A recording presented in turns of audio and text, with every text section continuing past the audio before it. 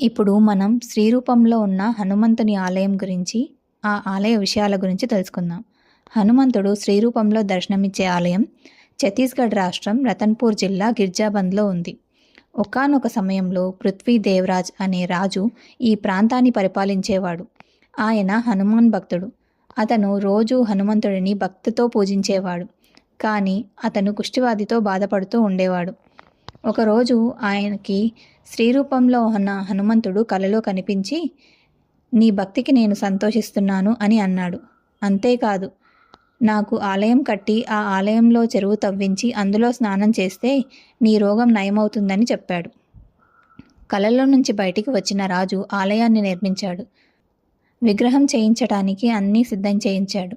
కానీ అతనికి కలలో హనుమంతుడు మళ్ళీ కనిపించి, గుడి దగ్గర ఉన్న మహామాయ చెరువులో నా విగ్రహం ఉంది. ఆ చెరువు నుండి నా విగ్రహాన్ని బయటకు తీసి ప్రతిష్ఠించు అని చెప్తారు. రాజు చెరువులోని విగ్రహాన్ని బయటికి తీయించగా హనుమంతుడు శ్రీరూపంలో కలలో కనిపించిన విధంగా ఉంటాడు. దీన్ని చూసి రాజు ఆశ్చర్యపోతాడు.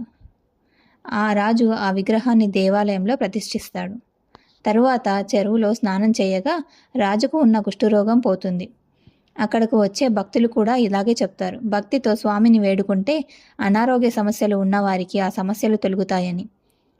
కథ కనుక మీకు నచ్చినట్టయితే లైక్ చేయండి, షేర్ చేయండి, కామెంట్ చేయండి. మరిన్ని మంచి మంచి కథల కోసం నా ఛానల్ సబ్స్క్రైబ్ చేసి నన్ను ఎంకరేజ్ చేయండి. Thank you.